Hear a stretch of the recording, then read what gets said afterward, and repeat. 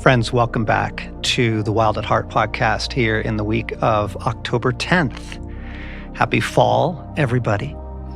And yes, you are at the Wild at Heart podcast. I know the music is new for some of you if you haven't been tracking with us through our Rule of Life series, our Sacred Rhythms, Healing Rhythms series. But we just thought we'd kind of carry on with that for a bit, because we want you to experience this podcast as you are experiencing God, that He's meeting you each time you tune in, each week as you join us. What you end up experiencing is the rich presence of Jesus with you.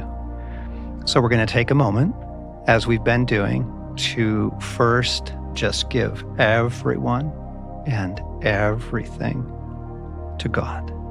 Just going to release everyone and everything to Jesus. Your day, what's ahead, what's just happened. Just take a moment and release it all.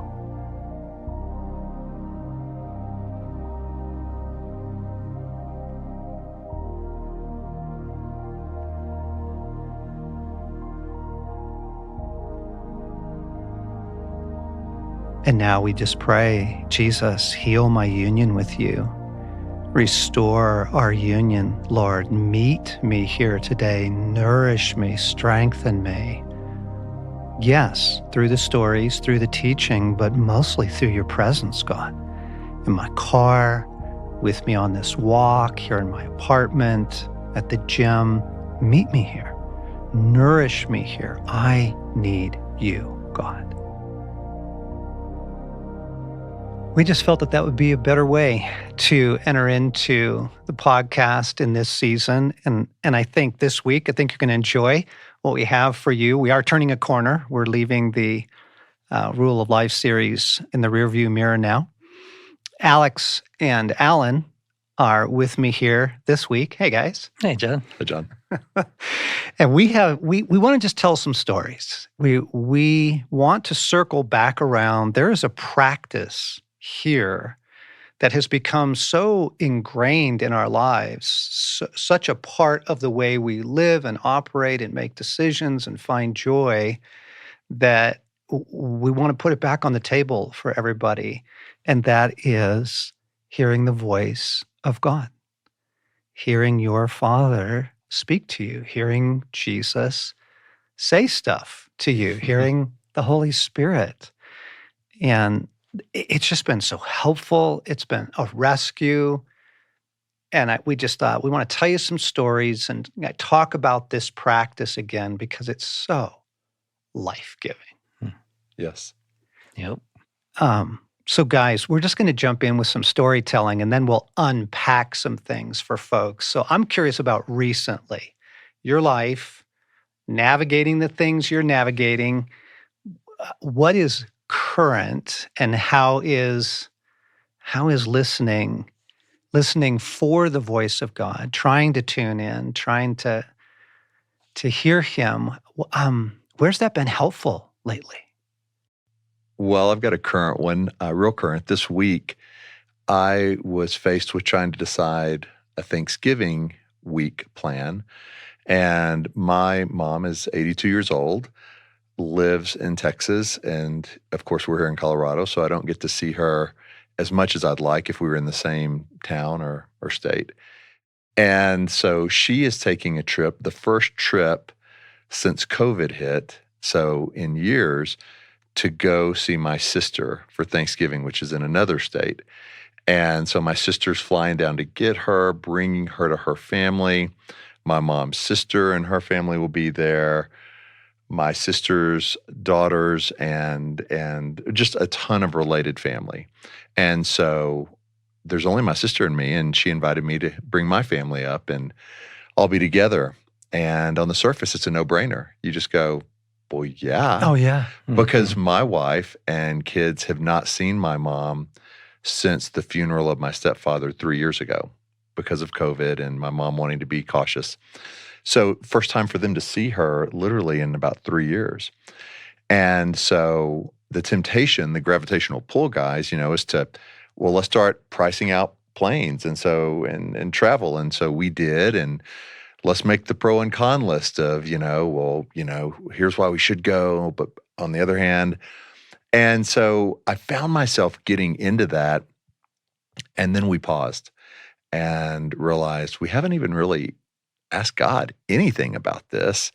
And so there's a lot of ways to rationalize it or to just go forward with it. But the more we paused and asked God, the answer was no, no. And that was at first we didn't get the no and here's the reasons why. We first just got a no. And so I sat with that, and for a day or two, we didn't tell my sister immediately, but we wanted to make sure. And so the more we went into it with God and just said, God, tell it like, okay, and now will you share why? And he did, and he said, yeah, your mom needs you sooner than that. And so now I'm actually planning to go a few weeks before Thanksgiving to her home to see her. And the thing is, it's a little bit like a treasure hunt when you live this way with God, because I have no doubt when I'm there, things are going to happen that would not have happened at my sister's home with a group of 25 people. Yes. And it'll just be my mom and me. Yeah. And so it's this beautiful, messy, like it wasn't really understood by everybody why we weren't coming. And there's some awkwardness to that and some just not tension, but just, like it's just, you feel odd. Okay. Hang on. We got to unpack this for a second, because this is Thanksgiving. Yeah. This is family. This is mom who's 82, maybe her last big family gathering, or at least a travel one. Right. Yeah. And so I just want to come back to the momentum. In the beginning, the momentum must have been, of course we're going. There was no pause. It was just like, wow, this is probably a once-in-a-lifetime chance, certainly to see her with everybody else all together in this way. And so the momentum was just open the laptop and start pricing airlines and blocking time. Yeah. And I would imagine, Alan, there's probably, even though God has given you some of the picture of why you're not going and the picture of, hey, you actually need to go sooner, she needs you sooner, there's still parts of it you probably don't know the full story of what God is up to. Totally. I don't. And I am learning more to just rest in, but I trust you, God. Like, okay, I don't know all, and it is a little awkward, and we don't have unlimited travel funds to see her early and to see her Thanksgiving and. So there has to be some choices. And so, to go into it a little bit somber and a little bit saddened, because I would love to be with that group for that experience at Thanksgiving and to have my kids and Kelly see my mom again, because it's been a long, long time. And this is part of when you ask God, you want to hear and then you want to follow. And so it's messy. A wild goose, man. And the thing is, we will be able to come back after Thanksgiving and hear the rest of the story. Yeah. I mean, the number of family things that got broken up this summer even with COVID still, and, Sam's family trip, back and got busted up early by COVID. And there was great concern for Susie's aging father. And so who knows why God said that. But everybody listening to this is going, Thanksgiving?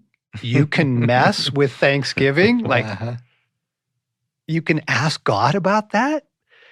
And then the other part of the story I want to unpack for a moment is, was that you and Kelly doing that? Did you make the decision alone? We made it together, but I heard first. And I think part of that was the kindness of Kelly to want to leave some space, because it's my mother. So I think out of kindness, she was saying, yeah, we do need to pause. What are you hearing? And so we went into it together, but I was the one that first heard. And I think it was probably harder in this case for Kelly to hear because, it's your spouse's mom, Yeah. and Yeah. so yeah, but it felt like we reached it together, the decision. We're at total peace, and we don't know what Thanksgiving will look like for us. Mm. We don't have the other replacement plan because we weren't trying to fix something. We were just trying to walk well in the messiness. And my mom understands. She's been very gracious, but it's just been a little messy and awkward Yes, it beyond is. that as it ripples Sure. out. Yeah. Listening for the voice of God is fine when it's just you. Yeah. But as soon as you Uh-huh. start pulling in other people and plans, like, wow, Alan, that was very risky and beautiful. Yeah. And to be continued. And to be continued. Right. Yeah. Right. Yeah. So for me, more in the current last couple of weeks have been prep for. We've got a captivating that by the time this airs, Just probably last weekend. yeah, Yeah. probably just happened, and so we've been prepping for that. And man, last week I was just feeling the stress of it. Found myself anticipating a lot coming down the pike for this. And so I thank you, God, for the prompting to do it because I don't always think to do it. But I was like, God, I need to hear from you. I need your counsel, your words over this captivating. What are you saying? And immediately what I hear is it won't be too much. And Meaning your workload? my workload won't be too much. It won't be too much. Yeah. For you. And in the immediate, I could just feel my body relax. Like I was carrying a lot of anticipatory tension. Of course. There wasn't anything necessarily overwhelming me at that moment. It was more I was just anticipating what was to come. And so to hear that from God, it completely shifted the rest of that week and this week and I anticipate next week as well, because now I'm able to be present. So like I'm just present to the day and I know what I need to get done today. And I'm not thinking, oh man, I bet there's a big load coming tomorrow. I'm able to just go, Jesus, you said it's not gonna be too much. Thank you. Yes. And I can handle today. Yes. And that's been a real rescue of practicing that discipline of listening to God, asking God. Yeah. The idea of I was anticipating with good reason. I mean, there's sure. probably 416 details that go into putting on an event like this. Right. That wasn't an unfounded fear. Yeah. And it's been a year. Yeah. And speakers are changing their topics and there's new media and, on and on it goes. Right. So it wasn't like. No, there's good reason to believe that there's going to be a lot. But, it's just, there's so many instances like that where I just make the assumption and I don't ask God. Yes. And so I was really grateful for that word. This idea of asking for words Yeah. can be such an emotional rescue. Mm-hmm. Yeah. The number of trips I've gone on where I've been full of that anticipation. We're going to visit in-laws or we're going into a difficult situation. Or maybe it's just that we're, it's overseas travel or travel into, a less developed country. And I'm like, Jesus? Yeah. Yes. And he'll just say something to me like, you're going to be fine. Yep. Or I'm in this. And then I can just go, oh, now I'm not running through all those scenarios and speculating and the emotional energy Yes. that he just saved me, the intellectual headspace he just saved me. Yes. And have you seen a couple of moments since then, since you heard that, where things had the potential to be overwhelming, but you could then just go, no, I'm good. Oh, yeah. Like one of the women on the team reached out to me, and I was like, "Hey, I've got an idea for something I want to do, but I also want to be sensitive to your time. Like, do you think you could do this piece?" And it was like, "Yeah, actually, I think I've got capacity for that." And if I hadn't had that word from God, I think I would have been questioning that a little bit more. And so, yeah, there's been those little moments. But generally, I think the biggest thing is, like you're saying, John, just that mental shift. Like, I'm approaching it a completely different way mentally. Yeah. As I've been thinking about the recent stories for me, I'm relating to these two in the sense I noticed the amount of margin that I recover Hmm. when I ask God. Wow. It can be very practical margin. I wanted to go, we've got a little cabin out in the middle of nowhere here in Colorado. And I mean, it is in the middle of nowhere. It's a 4-hour drive and there's no internet, there's no phone service. That sometimes the power works, but it's monastic. It's, Yeah. you got to, if the mice haven't taken over, it's awesome. There's no television there. You don't even have cell service there. And so I was just making the assumption, I'm going this weekend. I'm going. And I check in with Jesus and he says, no, not this weekend. And initial disappointment, but then reality sets in of I would have been scrambling to get there and having to come back early. Yeah. And instead I just got a whole weekend back in terms of just margin. We are heading into some international travel later this year, and we're going to do some mission work, but we also have some colleagues and some friends in some neighboring countries there in Europe. And again, it was sort of that Thanksgiving no-brainer thing of like, oh my gosh, if you're going to all the effort to get over there, go see your friends or go hold an event in this town.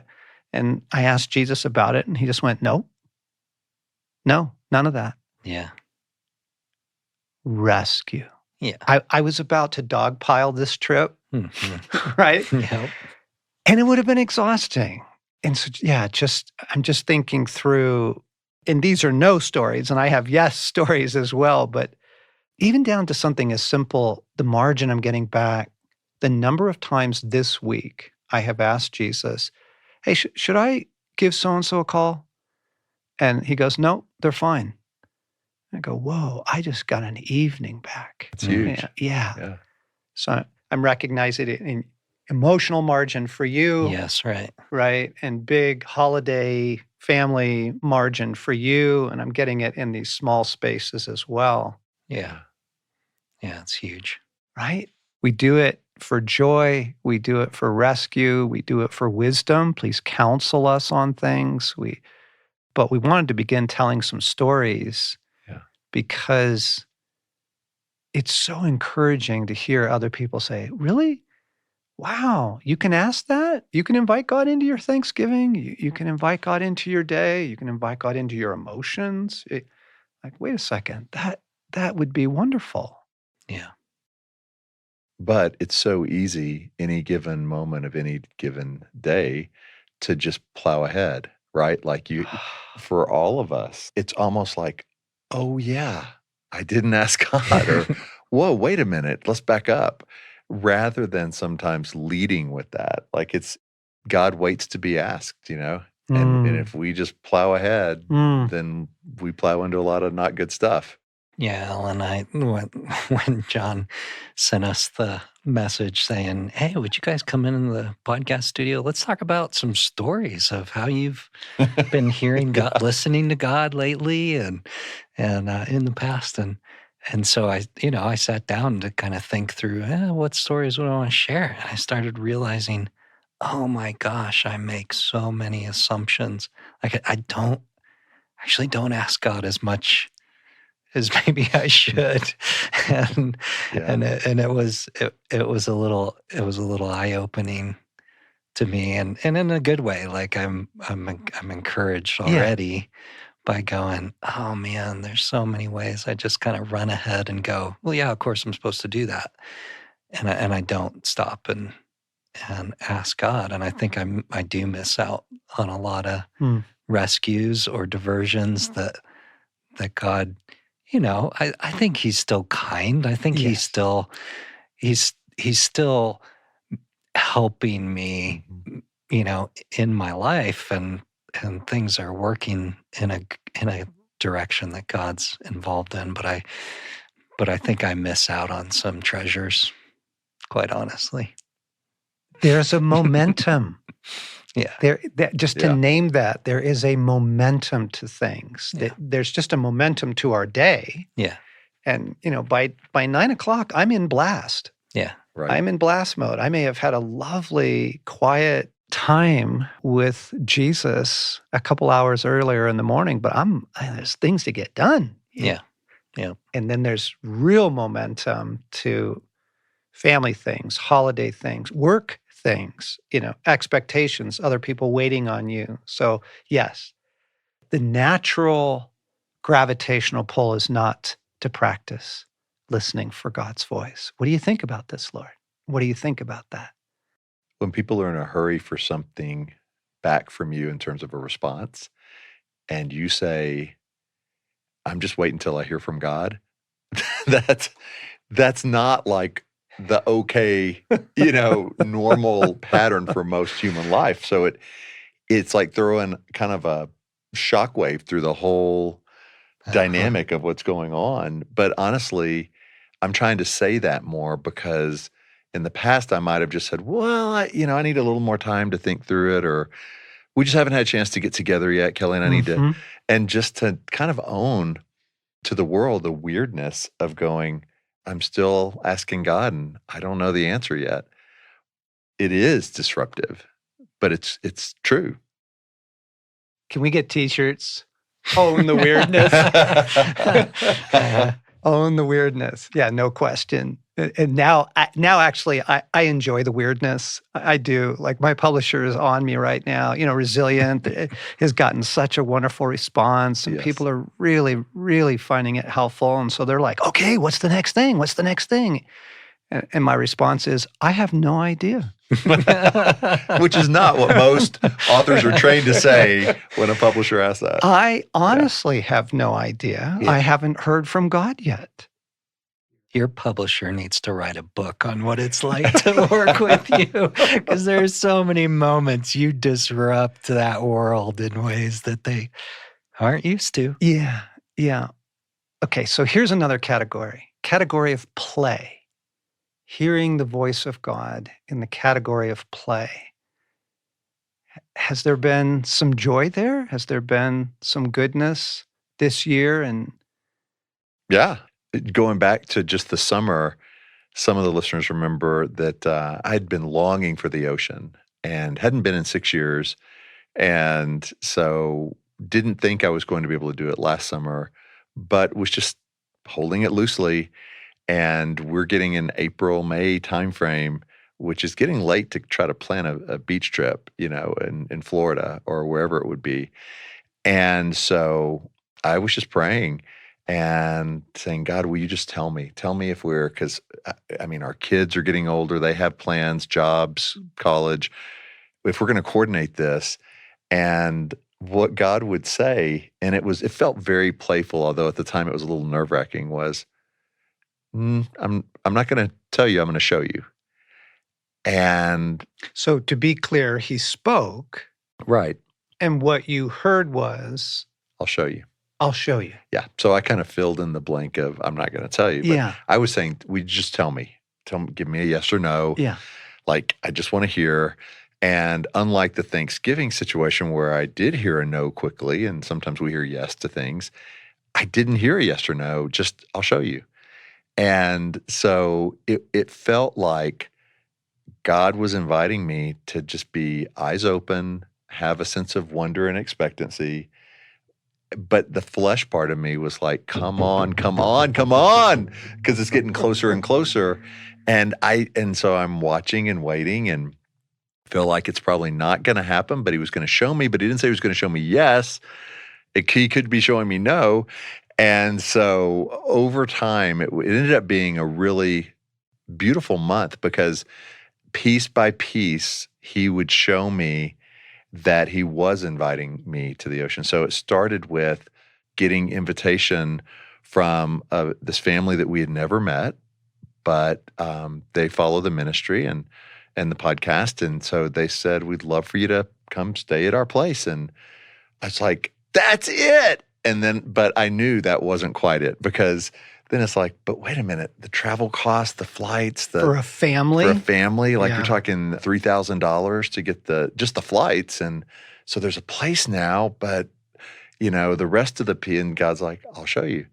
And a week or two later, this wild story, this doesn't happen to me regularly. So when I'm saying this, it was a very unique experience. But a few weeks later, a guy calls up and says, hey, where are you going for summer? And I said, well, I don't know. There's a trip I feel like God's talking to me about, but it's super expensive to fly, and I don't know. And he goes, well, actually, that's why I'm calling. God just told me to call to tell you that I'm supposed to help with your travel wherever you're going. Now, I've never had that happen in my life. Not once, ever. Wow. Never looking for that. And then that happened a few weeks later with a second person saying, whatever your travel is, we're supposed to help with that. And so God was it got to the point where Kelly and I were laughing around the table going, to not go on the trip, like God has done everything but literally transport us, to the beachfront. But it was a playful step by step at God's pace, in his timing. He wasn't going to be rushed. And he actually, I think, wanted to woo me into something that I had been waiting and longing for 6 years. And the very last thing, so it's the night before we have to pull the trigger. And even with all that, I'm like, well, I think so. But I mean, and I wasn't waiting for more necessarily from God, but I was just hesitant to pull the trigger. And so I'm on a Zoom call, and I'm in my study at home, and behind me is this painting of an ocean wave. And it's been there for years. And so I'm talking to this person on a Zoom call, and she says, hey, I just feel like I'm supposed to tell you something. She goes, can you move your head a little bit to the side? And I kind of moved my head, and she wanted to see the ocean picture. And she goes, God is just telling me that frame can't contain the ocean that he has for you. And that's not enough for right now. And I'm like, we're doing it. We're going to Florida. But it was the process that was so playful and fun of how God continued through other people to show me what he had for me. Alan, what I'm struck by in your story is not only was it an opportunity for you to walk with God, listen to God, but that's such an intimate story. Like the intimacy of your relationship with God, like you have to have come out of that with a deeper love for who he is and how he operates in your life. Like that's holy. I was in tears multiple times because of the intimacy. Mm. And what a lot of people don't know about me is I'm really pretty introverted. And so in some ways it makes me uncomfortable when people invite me to their place or pay for something, where some people might be like, that is the coolest thing on the surface. I'm like, take a step back, because it's hard for me to receive sometimes. So even that process, God was going after something deep within me of, you can receive from me, but you really have a hard time receiving when my gifts come through others. And even that was this initiation process. Wow. Alan, something else that is so good in that story, as our listeners are processing their own stories and their own longings and their own needs right now for direction and guidance and hope and the things that they would love from God, that you can really sabotage it if you demand an answer immediately. Yeah. Right? Like, Right. don't force the process. Yeah. Sometimes it takes time. Sometimes things unfold over time. Now, often, God will speak. He told you, Alex, hey, don't sweat the work this week. Yeah. What was the word again? It was, you'll be It okay. won't be too much. It won't be too much. And you just heard that in the moment, Yep. and it was the gift, right? And Yep. and that's very common for God to say things like that. But sometimes Yeah. he likes to do it over time, right? And Yeah. you had an unfolding story this summer as well. Yeah. In Alaska, right? Yeah, I mean, there were definitely pieces to it. So Mel, and I think I described part of this in another podcast, but Mel and I had our 25th anniversary this summer, and so it felt like a big summer, big moment. Wanted to honor that 25 years with something special, which felt like a trip, and I guess that was an assumption we were making, but. So, Mel and I were batting around all kinds of ideas, and the idea of Alaska had come up in our conversation. And I'm not like, as much as fellow outdoorsmen listening would think, I don't get jazzed about Alaska, or at least then I did not get jazzed about Alaska. I've heard stories, and it wasn't something that was on my radar in a like, oh man, I have to go there someday. Like that. And this would be perfect for my 25th. Yeah, right. No, I'm thinking beach, Bahamas, like, that's the kind of that context of trip I would really enjoy. Of course. And so Mel and I, kind of together, but also separately, like, okay, well, you pray, I'll pray. Let's see what God's telling us on where we should go. And we both came around to, I think we're supposed to go to Alaska for our 25th. And so I was like, okay, like, I didn't know, is this going to be good or not? But it felt like okay, God's got something for us there. So we'll go. And man, like, just at a 30,000 foot level, like, it was a phenomenal trip. Like, there was so much goodness in that trip, and God met us along the way on it, in amazing ways. The weather was one of them. We were getting ready to go, and the entire time we're there, it's showing that it's going to rain the entire time. And I'm like, I don't know that we heard from God, because go hang out in the rain for Not the Bahamas. No, at like 50s and 60s, and I'm thinking I'm going to be freezing to death and in the rain. This is not going to be fun. And oh my gosh, like the weather just started changing day by day. Like, first day, weather forecast changes for that day, and it's gorgeous. It's beautiful. And so we have this phenomenal drive down the coast of the Kenai Peninsula, and we're seeing the volcano across. I forget what that sound is called there, but across the water, miles and miles and miles away, and it's clear, and you can see the snow-capped volcano, and it's just gorgeous. It's at the peak of summer, and the flowers are growing in the fields, and it's lush and beautiful.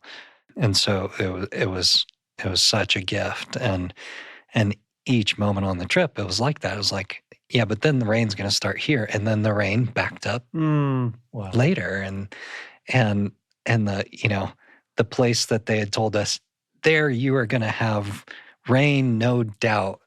Seward, Alaska, like, you will have rain, just be ready. And we're like, okay, that's fine. That's the end of our trip.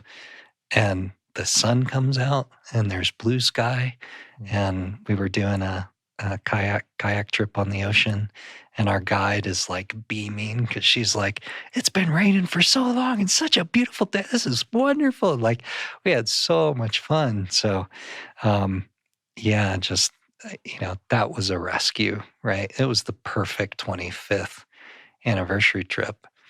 And then in the middle of that trip, we had a moment where, God kind of nudged me, going, hey, originally we were planning to stay with some friends in the middle of the trip.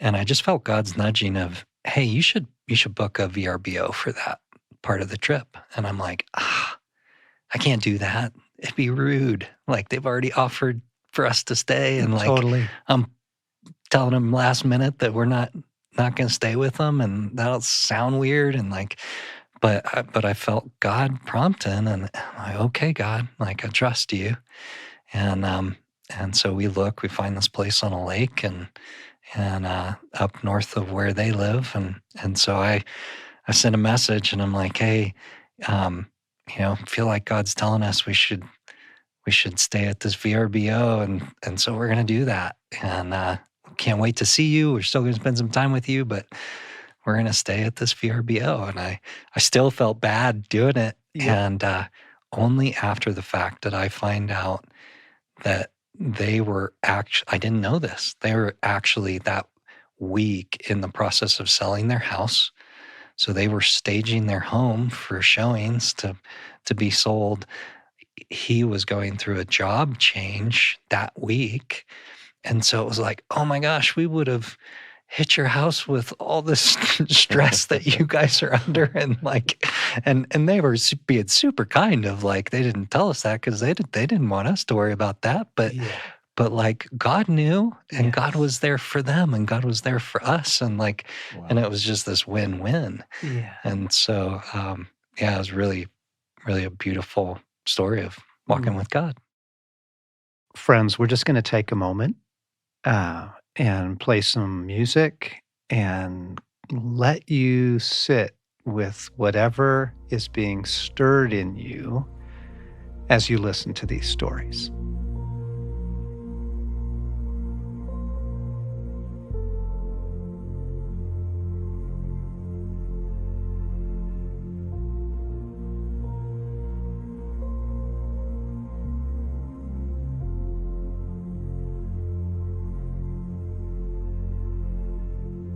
There is so much more that we want to say. We actually have more stories to tell, and some stories with bigger implications to them. There's kind of the casual listening, and then there's the really big questions of life listening, and is this really in the Bible and all that. So, but I think we're at a good place to say, get curious, friends.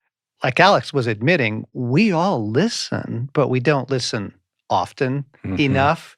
Maybe he's inviting you back to listen more. And for some of you, this is a new frontier in your life with God. And just to begin to ask him, oh Lord, I'd love to hear your voice. Teach me to hear your voice. Isaiah says, you open my ear every morning.